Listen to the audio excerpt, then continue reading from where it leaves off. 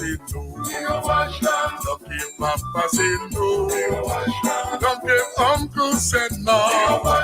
How we love our child. How we love our child. Don't give water not there. Don't give water not there. Don't give water the fire. How we love our child. Don't give Chachi say no. Don't give Granny say no. My beloved our child. Don't give Papa say no. Don't give Granny say no. Don't give Uncle say no. My beloved our child.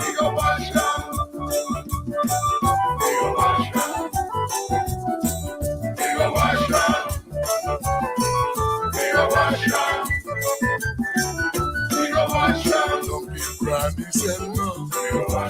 Don't give Papa say no. Don't give Mama say no. Don't give Soapy not there. Don't give Soapy get there. I beloved one shot. Don't give uncles and no. Don't give aunties and no. Don't give cousins and no. My beloved one shot. My beloved one shot. My beloved one shot. My beloved one shot.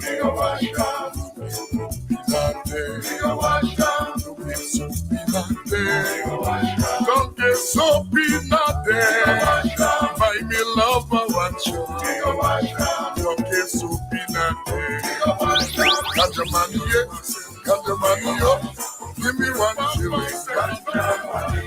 Got the money, got the money, give me 1 shilling. Yes, me $1. Yes, me $2. Yes, me €1. Yes, me one naira. GTRhythm.com. Got the money, yeah. Got the money, yo. Give me 1 shilling. I said to give me 1 shilling. One nice shilling. Yes, it's good for cancer. Any kind of cancer. I say even skin cancer. It's good for glaucoma. Got the money, yeah. Got the money, yo. Give me 1 shilling. I said to give me 1 shilling. I said to give me 1 shilling. I said to give me 1 shilling. Them a call it fire.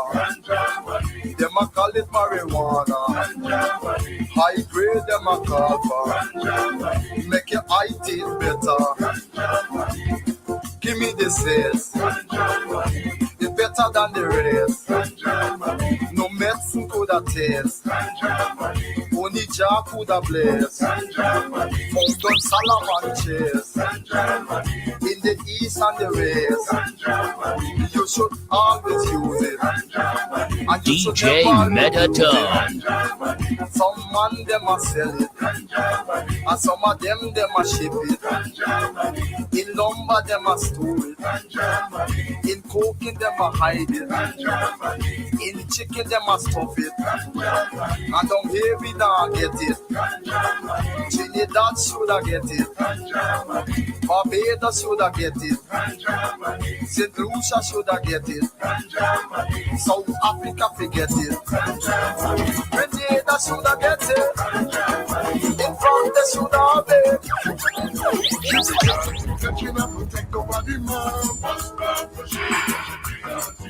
She began to tell you to protect over the man. She began the man was a jukebox man. She began the man was a steel band man. She began to say protect over the man. She began to tell you to protect over the man. She began the man was a guitar man. She began the man was a piano man.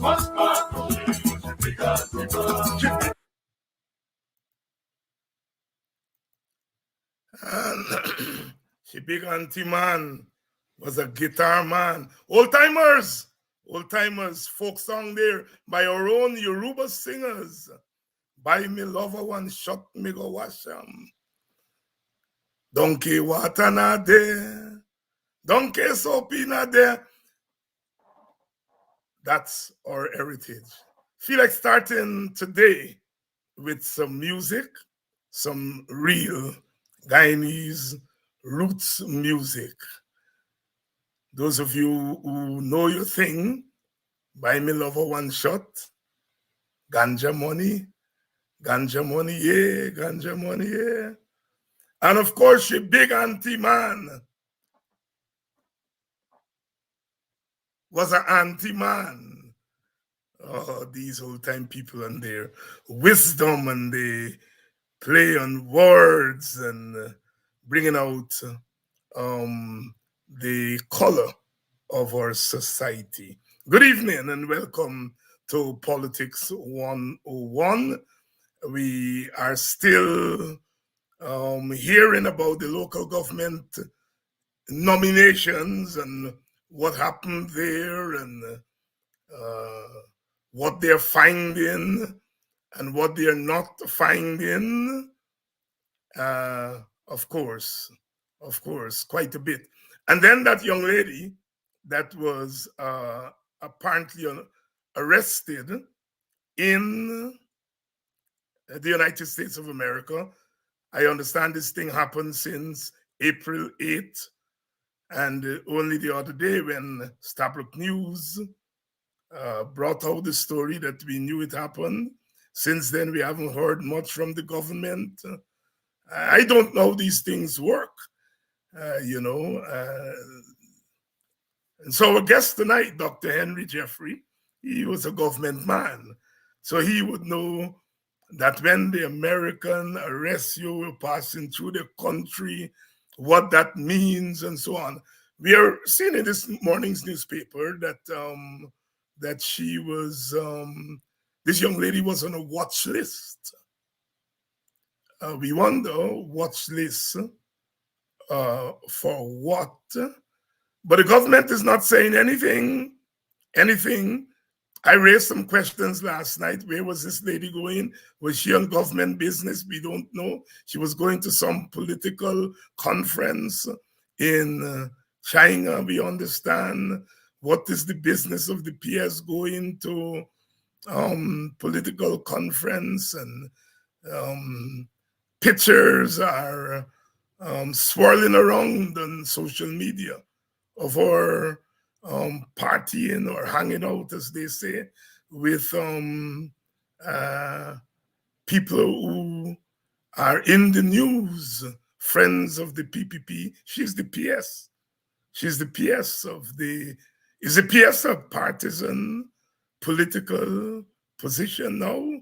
Well, some would argue, Dr. Hines, what is the matter with you? Errol Barrow and Forbes Burnham started to do that in a long time ago. There is the public service has been politicized a long time, but I don't know. But this story is of some interest. It's of some interest. And then 2 days ago, we saw the headline in the newspapers that the government is about to introduce a bill into the National Assembly to bring in place a national intelligence unit led by a national intelligence chief who will be appointed by the president and accountable to the president alone.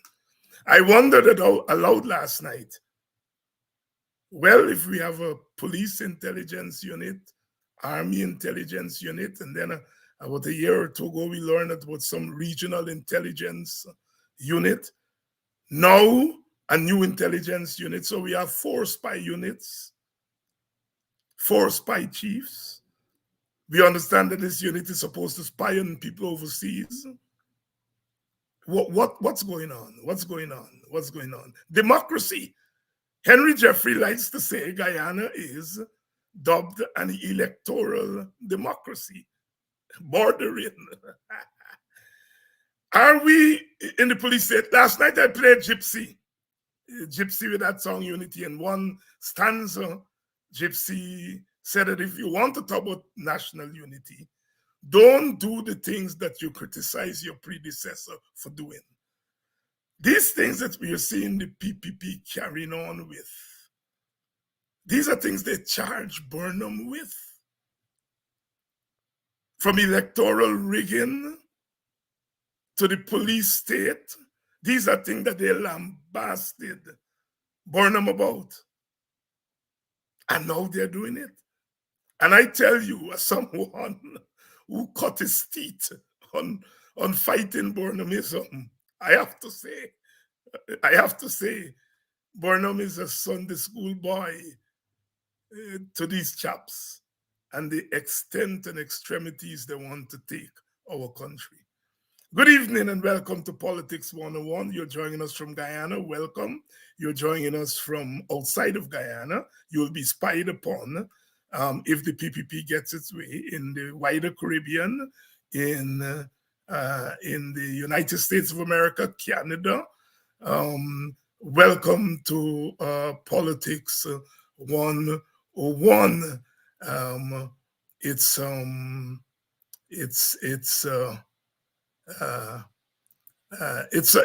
a Tuesday evening. It's a Tuesday evening, and we welcome you. Of course, we come on air tonight, mourning the loss of one of our own, Harry Belafonte, died today at age 96. Harry Belafonte, the man who made Caribbean music popular in the United States, Harry Belafonte, dead at 96. Those of you old timers, Island in the Sun his album Calypso Music was a bestseller in its time. He sang over songs made by Sparrow and Lord Melody, Mama Look a Boo Boo Day. There is a version of Harry Belafonte and Nat King Cole singing Mama Look a Boo Boo Day. I was looking for it earlier this evening to play tonight, but I couldn't find. Harry Belafonte, dead at 96. He was an actor, singer. He acted on the screen. The first black actor to make it big at Hollywood. There were others at Hollywood before him, but he was the first black actor to make it big at Hollywood. He's Caribbean because his mother was from Jamaica and his father from Martinique. So he's one of us. He had gone back as a boy to live with relatives in Jamaica, as would happen, immigrants. They would send the little children back to the Caribbean to be raised, and he lived in the Caribbean for about 7 or 8 years. And that's where he got an ear for the folk music of the Caribbean. So he is Caribbean to the bone, as David Rudder. We also heard the news of David Rudder earlier this week that he has been diagnosed with Parkinson's. He was diagnosed 3 years ago, but revealed it to the public a few days ago. And so he will be doing his last mega concert, 4-hour concert for his birthday on May 7th in Trinidad. Quite a diagnosis. We know what Parkinson does. David Rudder, the king, as they say, the king philosopher of Calypso music, the man who gave us Bahia Girl, Bahia Gal, sorry, it was Bahia Girl, Bahia Gal, Rally Round the West Indies, The Hammer, and so many hits. Diagnosed with cancer, not cancer, my God, Parkinson at age 70. It's not in the advanced stages, so he will continue to perform and make music, but he certainly would not be able to do those long mega concerts that those of us who call ourselves Rudderites have been accustomed to. So our prayers go out to the family of Harry Belafonte, who died today at age 96, and certainly our solidarity with Brother David Rudder as he battles this new struggle in his life. And so, let me bring in my guest. Good evening, Dr. Jeffrey. Good evening, my lord. How are you? Well, I'm here trying to make sense, as usual, of Guyana and the rest of the world. You know, those of us uh, who decided that we are going to have something to do with politics. We are always worrying. Oh boy, I guess you were familiar with Harry Belafonte, yeah? Well, yes, I know that is. But you know what shocked me about Harry Belafonte actually is how important he is or he was to the black struggle in America. When I was a minister and we'd sit and talk and you meet senators and black senators and so on, and they, they're so familiar with the Harry Belafonte personally, not just through songs like me or so on. They knew him. American senators and congressmen knew him personally, that he was in the black struggle in America. So yeah, it's a loss, but we always get there. 96. And yes, Yeah, and you're right, yeah. He left singing and acting to join the civil rights movement, was very close to Dr. King. yeah, You know, in fact, he was a financier of, yeah. of Dr. King, and he continued to be part of the civil rights struggle. Dr. Jeffrey, let's come to our Guyana. Local government elections. Last Monday was nominations day. The PPP rolled out some defectors from the PNC. There was a lot happening on the streets. The PNC apparently reluctantly submitted candidates. And since then, there's been some exposures by the PNC of people who are on the list or supported the PPP list, who are either dead or didn't know their names were there. Let's start first with the defectors from the PNC over to the PPP.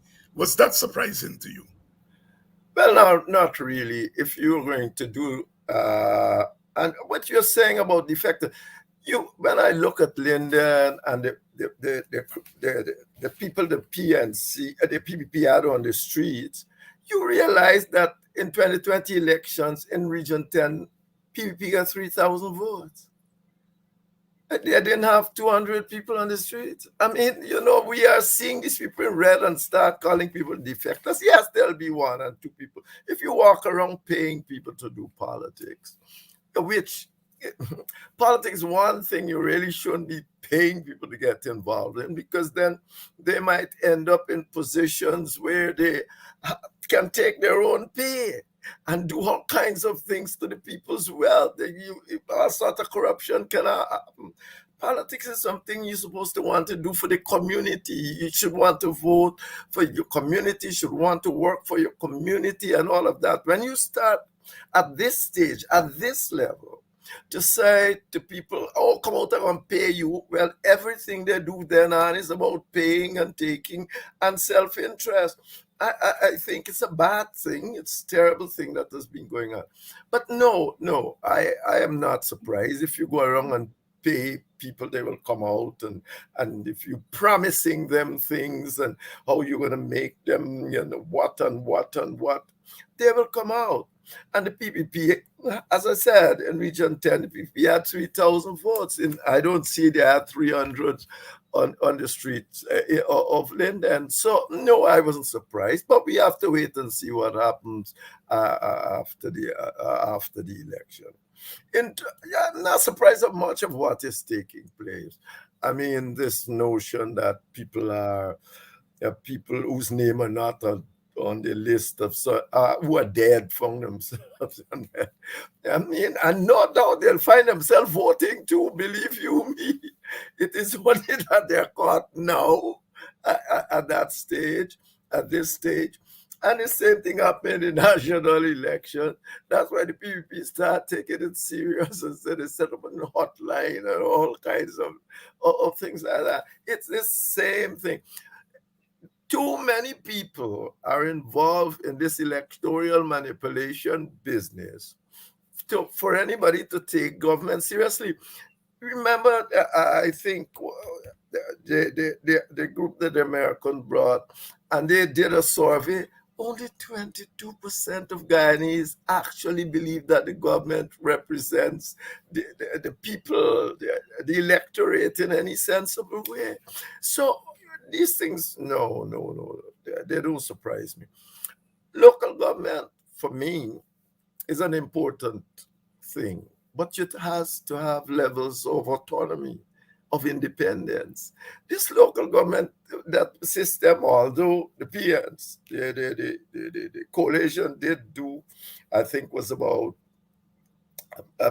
4 bills of reforms, they left it in the same majoritarian mode. I mean, they left it there. What they think, they want to leave government? Once you leave it there, the same thing that their reform should have dealt with, they did not. And you can now have the PPP coming and taking over functions in the city, doing what they want in any local government authority. I really, at the time, I said it. I said, for instance, you're setting up a local government commission, but all you're doing is taking powers from the Minister of Local Government, giving it to the commission, but putting the same government in charge of the commission. But you have done nothing. Yeah.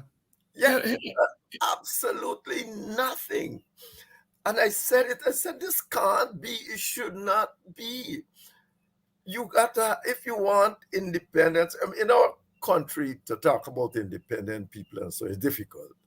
But even so, you have to try to institutionalize different kinds of arrangement to get real autonomy at the level. Local government, we taught some of this, and cradle of the people, you can look after of democracy, people learn democracy and all of that we can look after. It best expresses ethnic interest insofar as groups live together and they can really take care of themselves and feel they're part of the process, when the national government might be might seem very far away from them. And of course, respect for the electorate. You learn about government in local government. It's part of the process of learning about government, how to respect the electorate, how to treat with them.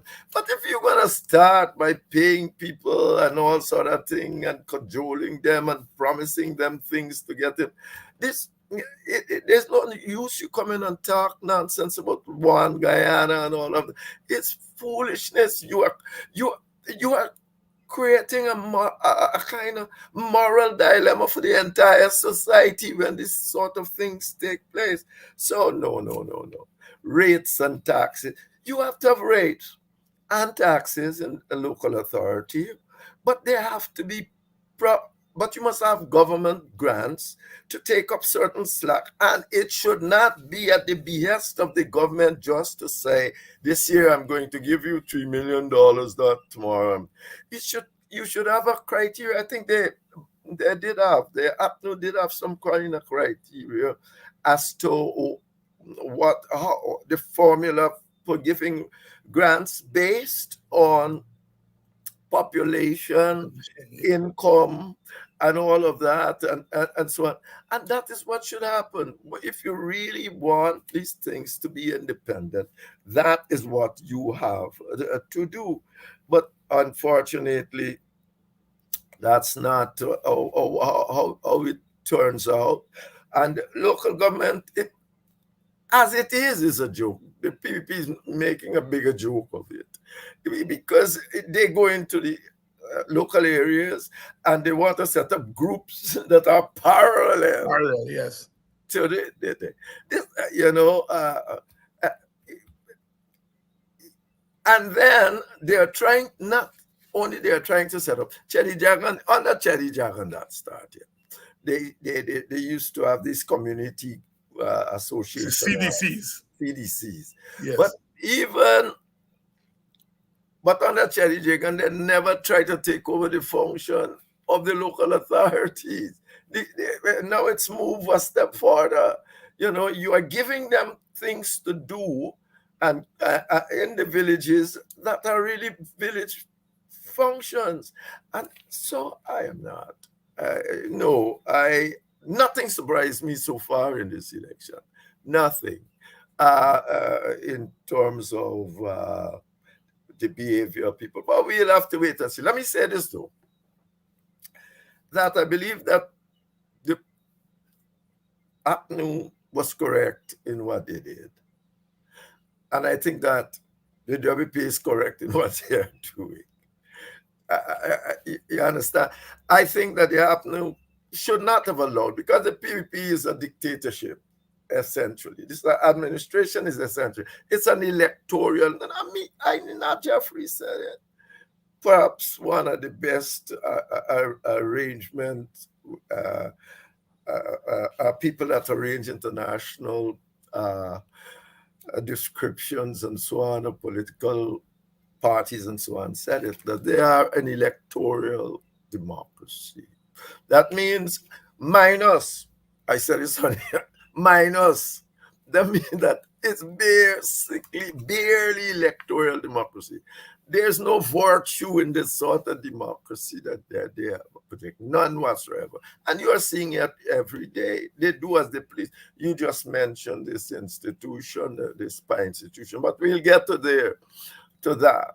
So you really don't want to the PPP, if you can help it, PPP get to your areas and try to manipulate people and do all sort of the things they do well. And you know how you want to go. You know, you starve the city of resources. You have been interfering in it for the longest while. I think the IDB, was it the IDB had to pick up their loan and go, because since when? Since in the 90s, that said that the city needs institutional reform as the first step to move on. PPP don't want institutional reform. The PPP wanted the money to build infrastructure because they don't want the city to work. The institutions have to be reformed. It was a central part of the urban rehabilitation program. I chaired the end of that program. I sent the results and show it to Philomena Sahai. I said, that is what needs to be done. You got to have institutional reform. Didn't do it. So the institutions aren't reformed. The whole thing went to pot. And the PPP not giving them sufficient resources, starving them the resources, and then saying, give us a break to run Georgetown. Well, if you got a pot of money, you not give it the other one body. And you want a chance for on Georgetown. I mean, all you're going to do, come here and put money, but that is not the essence of local government, is that the people must determine who must run them, and they must be properly funded by the central government. This capital is a major thing in in any country, and the central government should properly fund it. But we know what's there going on. It's political dominance, it's ethnic dominance. The PVP wants to control everything. Every soul knows that, and there's not a question anymore. The same organization, this spy group that they have set up, is the same thing. And I will speak to that later. Later on. But I want you to pursue um, what you introduced.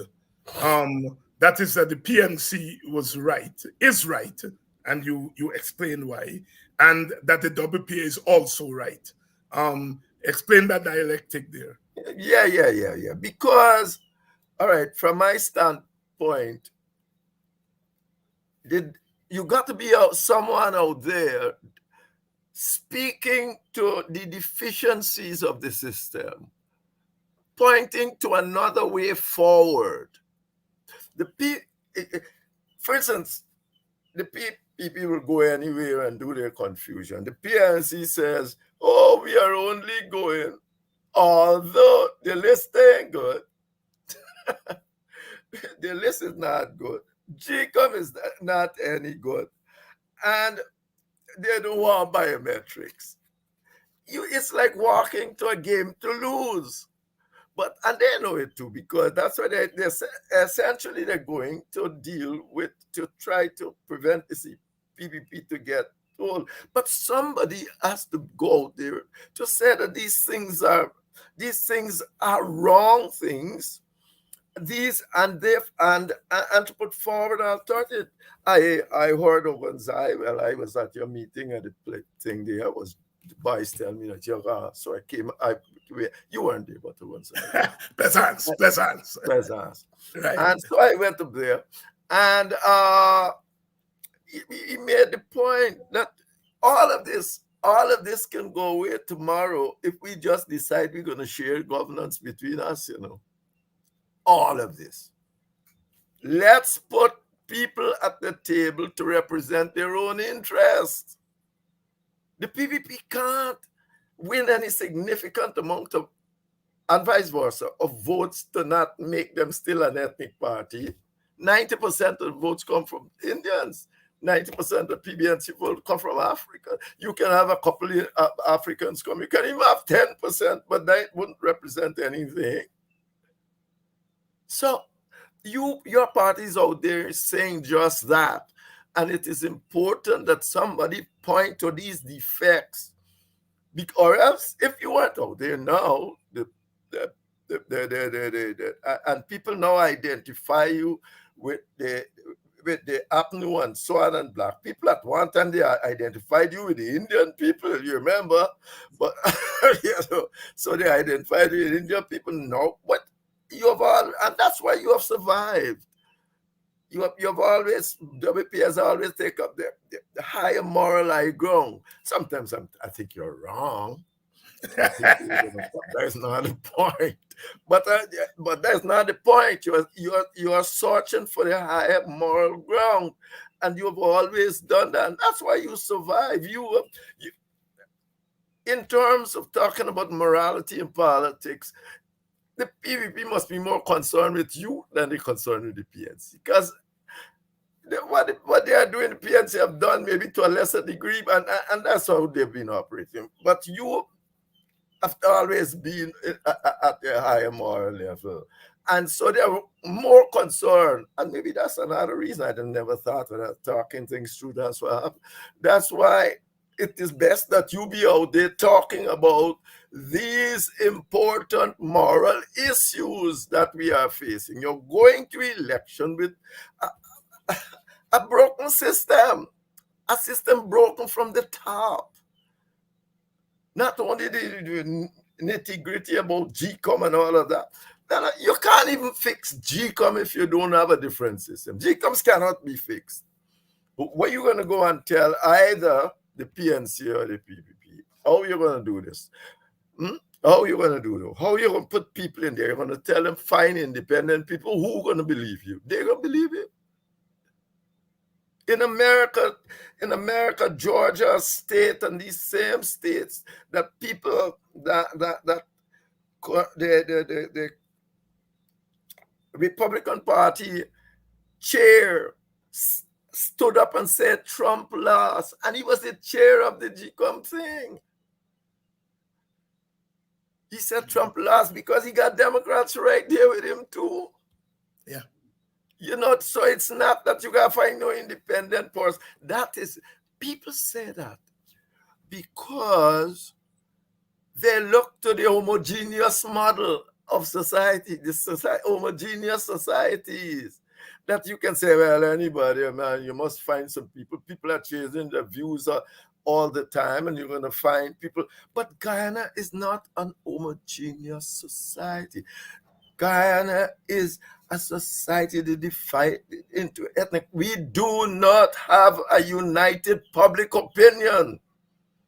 That's where you got to start any analysis in Guyana. Guyana does not have a united public opinion. If the PPP come and say, do this, the PNC said, don't do it, divide. How many people you think a third of the people can leave the PPP and come and say, do something that the PPP say no? PNC and vice versa? No. You don't have a united public opinion. You can't have representative government in any sensible way. Oh, gee, man. John Stuart Mill knew that since 1861. And that is the major problem. And so since you don't have that, and you're not putting proper things in place so that people can be making representation for their own interests, you are where we are. So I'm not surprised. So that's from that standpoint, I mean, you did the right thing. Yeah. From that No, I'm glad you raised that point because, of course, the PPP is trying to pit the two positions against each other, the two parties against each other. They're now talking about the tail wagging the dog.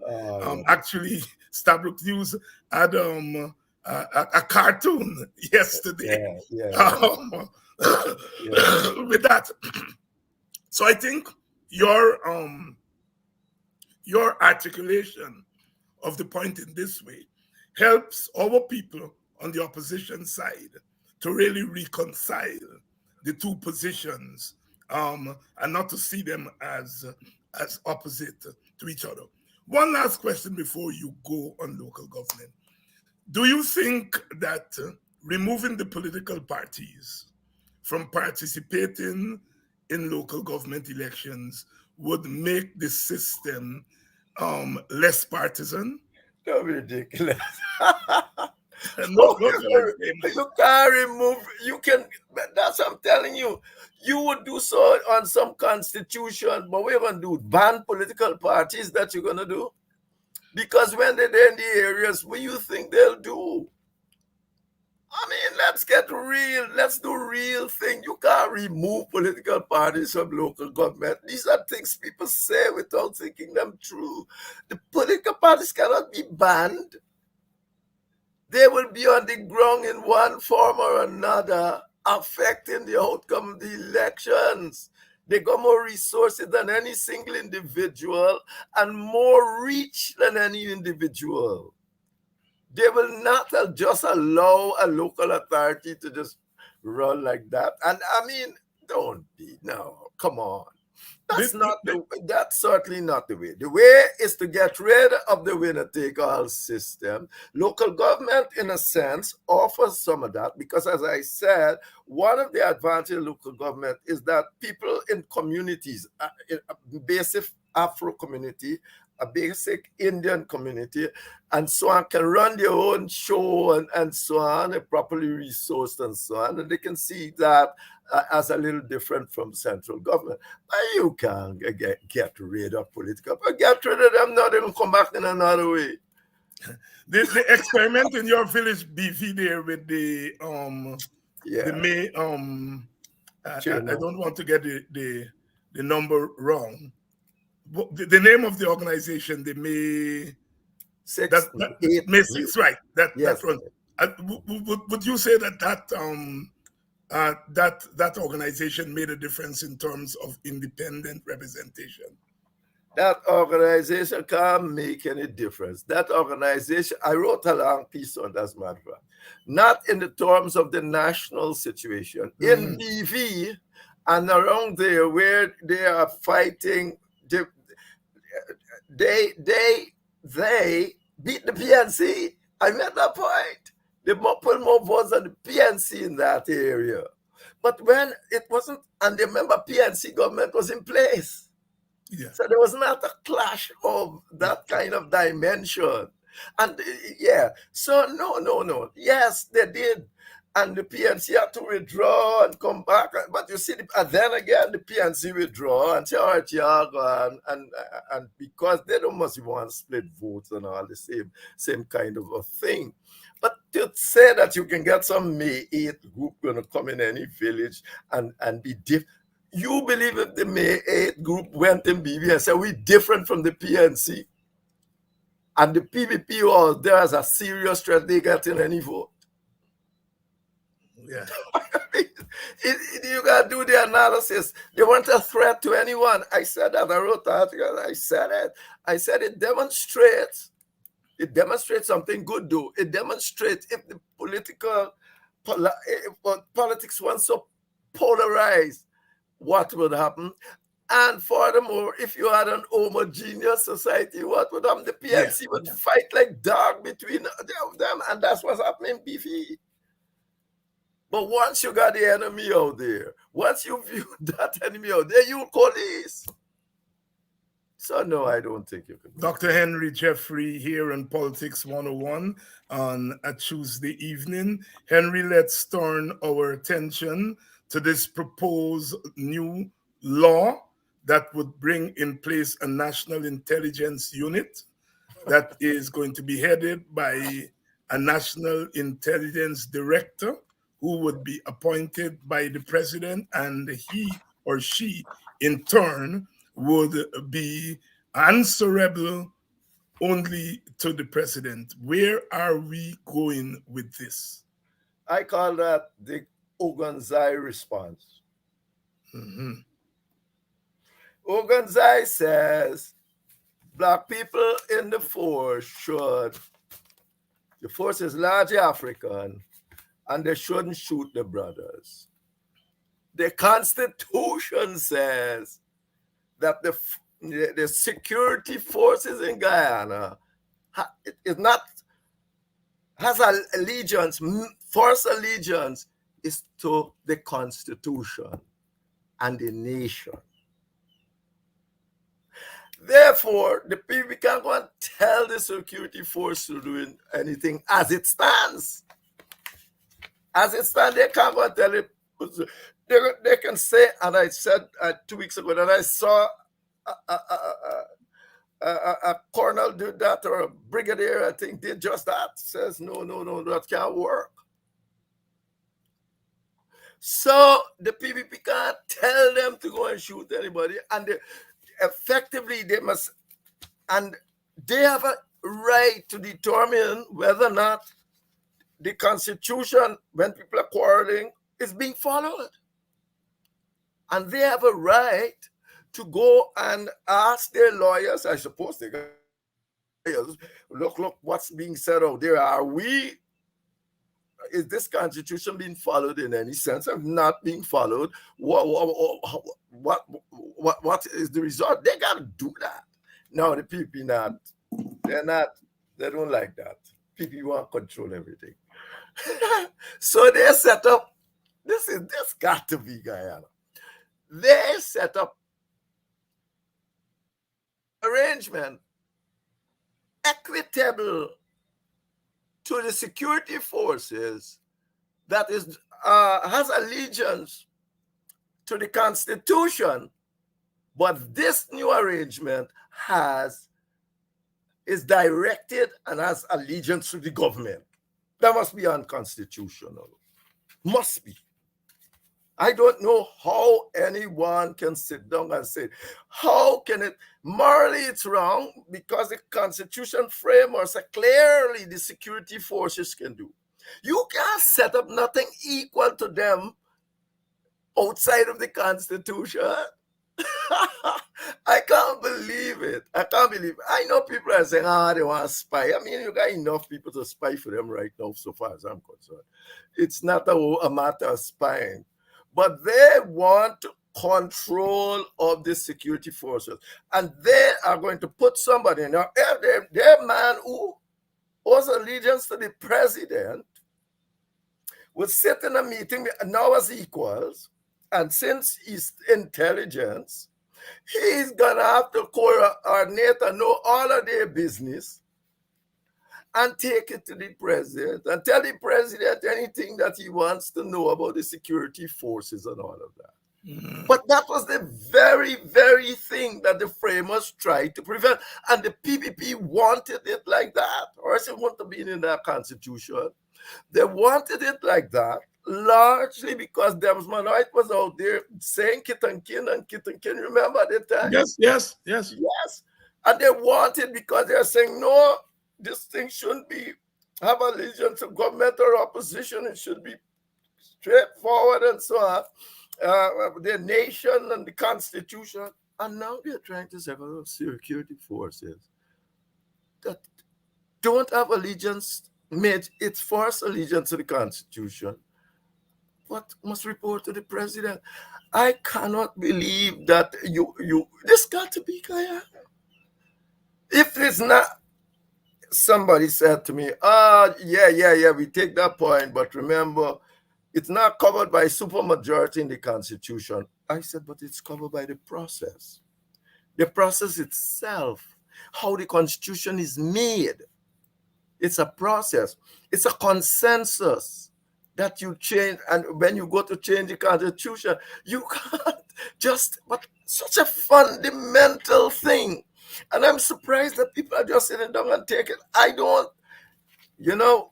what will happen if we continue along this road is that people are going to the streets because there is no other way out. If the Constitution says that the security forces to make them apolitical, as the brigadier head of the army and they were saying they are apolitical and all that. No, you put a political. The person who running this thing is no apolitical. He's chosen by the president. I mean, so what now? Anyway, I don't want to go down this road because I got a feeling that the army and they must be already checked this out. They're going to go and check this out. They're not going to be in a diminished position. They're not going to leave the legacy for the... They get more trouble, I think. They're going to leave a legacy that diminishes the army. Because that is what they would do. You can't get mad outside the army come in and say, I am the boss. We are equal. Is the Constitution going to give you equality? If you got to go to amend it and put the man in, and even if it doesn't have a majority, you'll have a big problem there in terms of consensus for this arrangement. So it might be true that the PPP is messing up and we're going to spy. But there are enough people to spy on you so far as I'm concerned. You got too many people to spy on you right now. And any spy, this thing can have backfired greatly. And they're saying, it would look at people abroad. You believe the PPP supporters abroad want any government to have spies abroad in their business? I'm telling you, they are more in commerce and so on and all, also than African Guyana. You think that the PPP supporters abroad want any PPP government, because remember, you don't be there forever, no matter what you might think of yourself, any government of Guyana to have spies running around the place. And the minute you send one of them abroad, the spy group in the country gonna turn him. Like in America, yes. And they turn him. They're gonna spy for them. No. Wait, no. PPP can't be that nonsensical. No, so this is not about spying.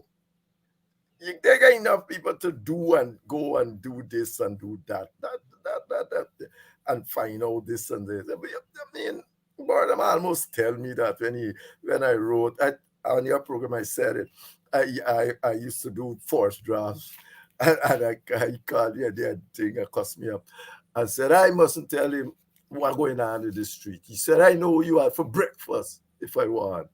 So your job here is to write about hope and things like that. Yeah, that's he said, what you telling me? I got to answer the security downstairs. What do you buy? You telling me what's going on in the street? I know what's going on in the street, you know. Let me try and say, I said context for what I intend. He said, oh, forget the context. I know the context. You're right. And that sort of thing. So so this it's that. I call it the Ogunzai response. Because effectively that is what it is. For me, this is not about spying on nobody and running around to do that. Now, they got enough people to do that. Why the PPP's preoccupation with control of the armed forces? It is situated in history, right?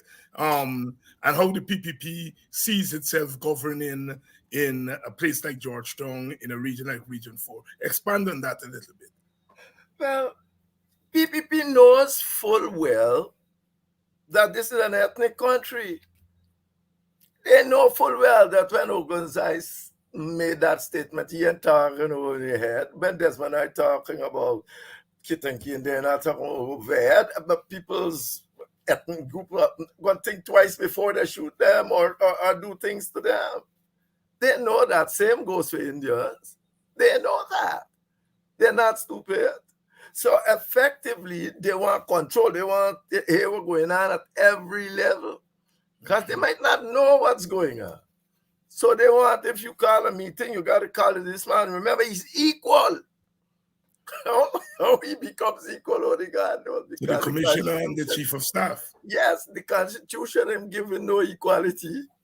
So, but there's, once again, they're going to go to court or there's something like this going to happen. I would like to see it, because if you can do it legal, because as they say, there's no super majority and all of that nonsense, I'd say that the very way the Constitution was made suggests that that was not the intention of the framers.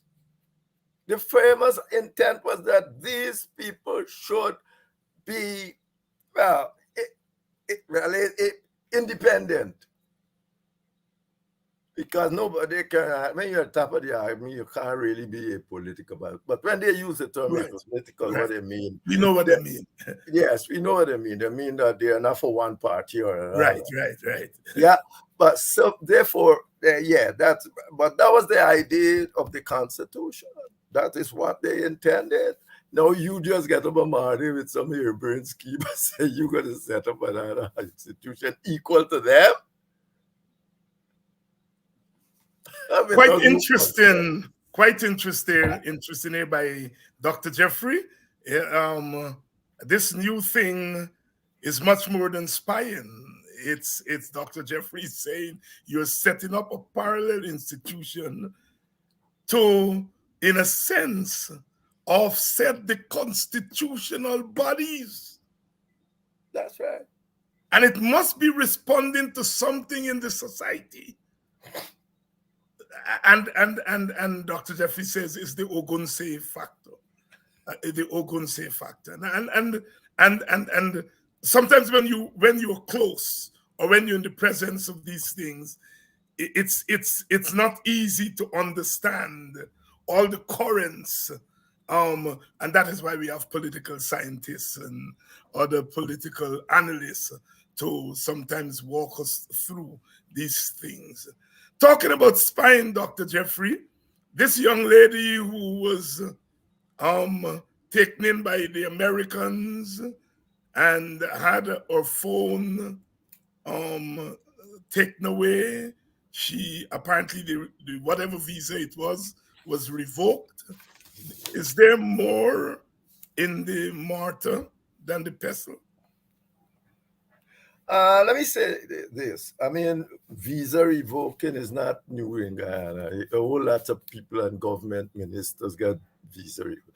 All it means essentially that it's not in the good books of the Americans for one reason or another, whether or not it's internal corruption, external corruption, doing some sort of a thing.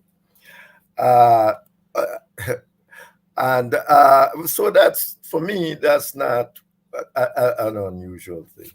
But to take away your phone sends a different kind of message.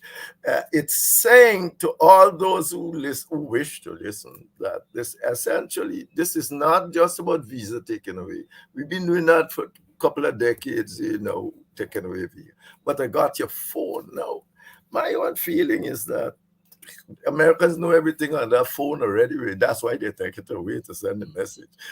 You know, these are now people must be know, they can read your Coke bottle when you're drinking Coke. So, they must be the one to put their finger on you, God bless you. Now the point is they know very much what's on that phone. And they took it away as she was going to Canada and to China. And therefore, maybe they're sending a message to both the Guyanese and China because they might be saying this thing has something to do with all of that. But you see, all we can do is speculate.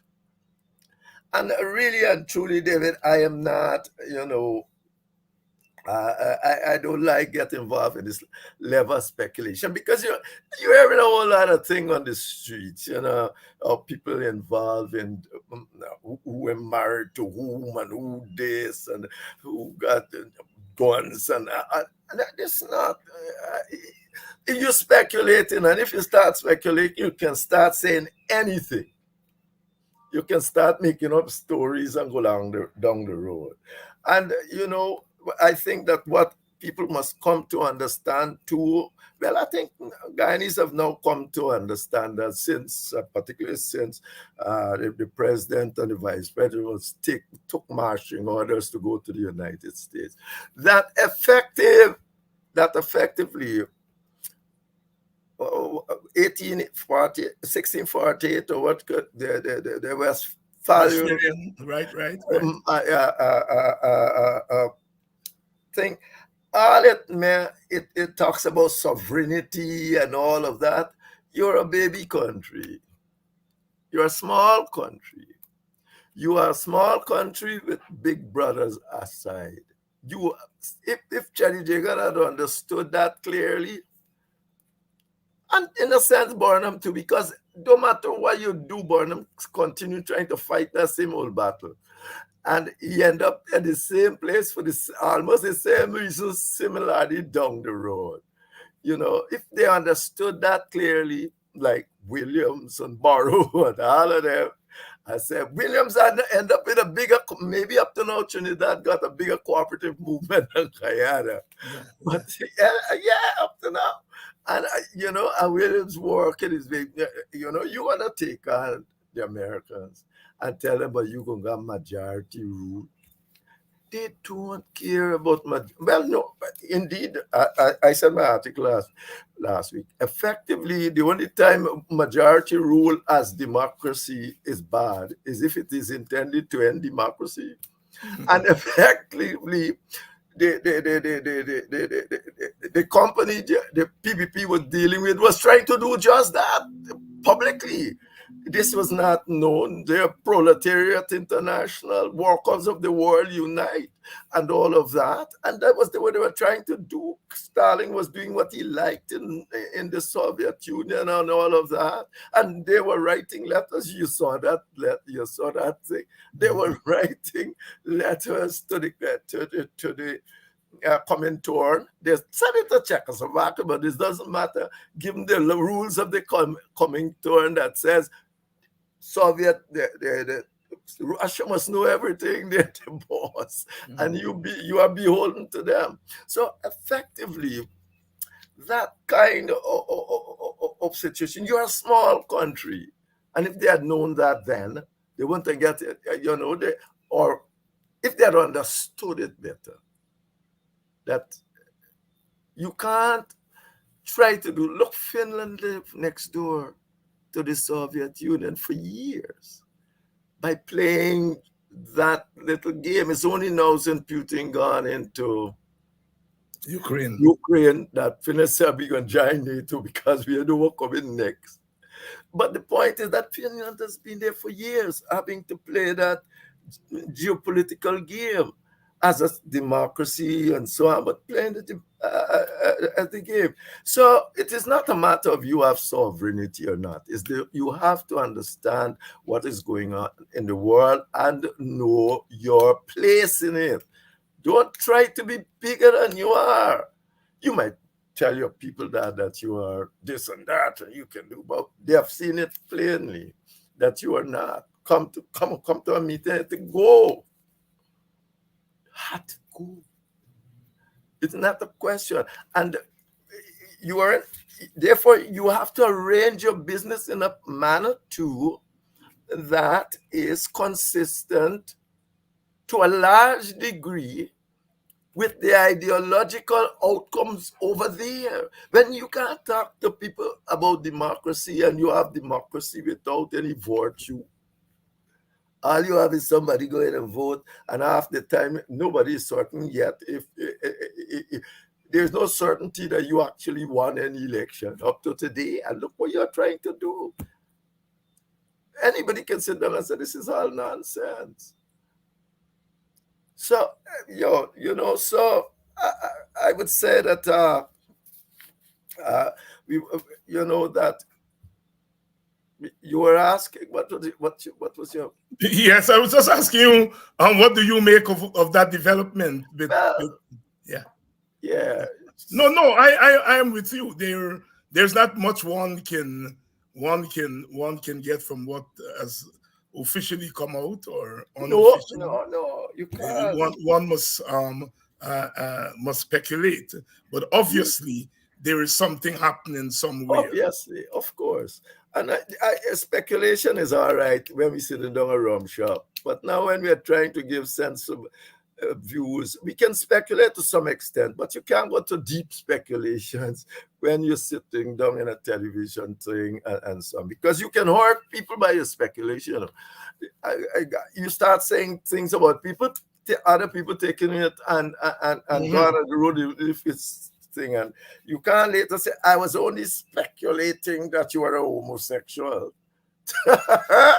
People would take that and run all over the place and say all sorts of things about you. So that kind of in my introduction, I referenced the politicization of the public service up to the level of the PS. I mean, in the old days, one of the things the British left us with was the non-political PS. We were talking about the non-political army and police. And that Errol Barrow and Forbes Burnham, right, way back in the 1970s, I would think, and others, began that transition from the neutral PS and public servants to the now partisan public servants. Care to comment on that? Not for long, but I mean, remember that PS, the Abrams family or something? Yes. Street to. Oh yes, go back to Jagan. Right. That was colonial times. So people actually did not think they were impartial at all. So I'm not certain that the British. It's another thing. It's conceptually, yes, the PS supposed to be impartial. You go. I think it was when the Labour government of Thatcher came to our office, she asked the PS for some papers he did for the other government. He said, sorry, ma'am, if you want some papers done, we'll do it for you. Yes, I remember that, yes. Yeah, some kind of thing like that. But the truth is that, the PS this is a colony. The British want to get rid of J gun. They want a system, no PS could withstand that influence. And maybe the PS was messing around. Whosoever thought he was messing around and go and burn up yours or kill his children or whatsoever. So I don't buy the thing that their PSs and so on are normally totally political. In doing certain things, they are political, but they're too high. When you get to that level, you can't be totally apolitical, so to speak. You are political, but you got to watch at your constitutional or other responsibilities. Indeed, that is a political act, to say I'm going to a court to find out what is my responsibility to follow your order or something like that. So effectively, Yeah, you're always political. The minute you get top of a company, if you go run any institution, you get political at the top. You gotta make decisions that are more than technical decisions about running the industry. Henry Jeffrey here. I think we have gone over our time how Yeah. quickly and our flies. Henry, there's anything that you want to comment on that I didn't ask? Not at all, David. You tend to be comprehensive. You have said it. You said You it. know, You said it. I taught race and racism in Brazil this Okay. past week, Okay. and the old notion of the racial democracy. And I was Yeah. thinking about this one Guyana thing, and then I said, David, stop it. These people aren't that into the theory that they would go and study Brazil and try to pattern their thing after Brazil. Any comments? Well, it depends on whether you are for them to pattern after, because what is this one guy? The one guy, if they knew what going on, it's nonsense. You see, remember we just spoke to the important issue that there is not uh, a comprehensive public opinion. Yeah, So you get one guy. right. You gotta make that the first thing you gotta get to get one guy. You gotta try and build that up. But you don't build that up by trying to beat down the other group.